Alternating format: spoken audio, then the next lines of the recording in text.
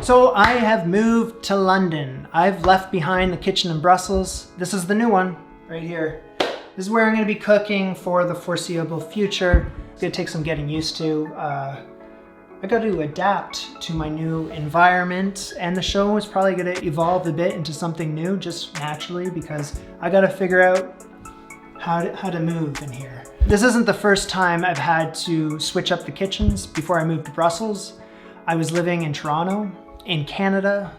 That's where I'm from. That's where the show started.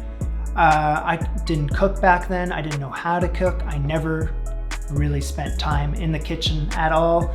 I would just eat to get by. I would order takeout, or I just slop something together and eat it and then move on with my day. I didn't follow recipes. I didn't know any of the ingredients that I do now, like cream of tartar. The techniques I'm using now to make dough and separating eggs and whipping up the egg whites into meringue and peaks and all that. I didn't know any of that. I didn't understand it because I didn't care. I didn't have any interest in it. This whole show is actually just an evolution of everything that I've learned since the first episode. And you can go back to the earlier ones and you can see me figure shit out, and I was a completely different person back then. Apparently all you do is this. And apparently that's sifted. The hell do I know? And I know a lot of you are probably just like how I was or am now. And we just want to get better at cooking, and it's just learning by doing and familiarizing yourself through repetition, putting in the hours, and you're gonna figure it out. Or you're gonna start to figure it out. But it was like at the beginning that I had this attitude that I could just do everything with my hands. Now I gotta mix another mix into another mix. I didn't need any fancy equipment to do so because that's how people cooked before electricity. That's what I told myself. Like for example, I tried to whip up the egg whites to stiff peaks for souffle with my hands. I looked up on the internet how to beat these egg whites, and it's you lock your shoulder in like so, and you're just moving your wrist.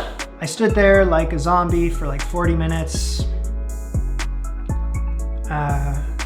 Yeah. So when I got my first hand mixer back in Toronto, I thought like, this is it, this is all I need. It was a game changer, it saved me so much time. I thought it was making my cooking better. I was content with just that. I didn't need anything else because mixing was mixing. Then I moved to Brussels, and when I did so, I had to get rid of all my stuff. It's the type of move where I need to purge all my stuff. So I had to start from scratch again with all the kitchen stuff, week by week, buying something new. And I had to get this, a new mixer, I'm sure you know this guy, with the European plug, right?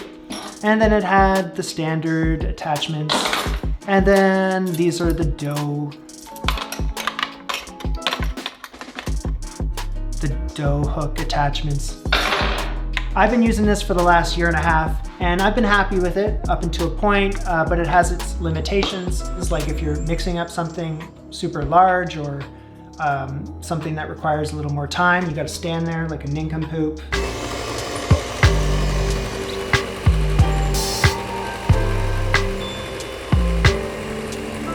Look at that. Or if you're adding stuff while you're mixing, like sugar, there's a fan here, so it's just gonna blow everything. I've f***ed up many recipes solely based on the fact that I've used the wrong mixer. This next part seems incredibly stand mixer heavy, like big timer. As you know, I don't have one. It drives some of you nuts. I read it in the comments each week. Dude, get a fucking stand mixer.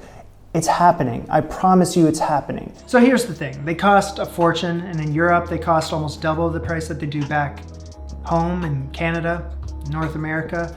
I don't know why.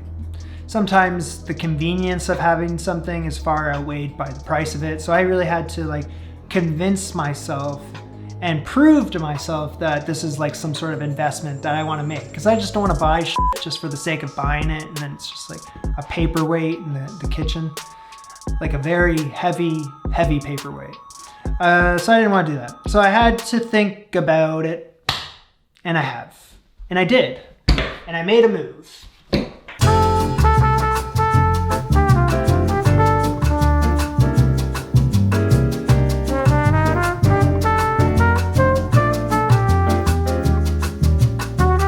So I'm in my new kitchen with my new toy, also in quarantine right now. So let's get this started. There's lots to do. Stiff peaks aren't gonna whip themselves.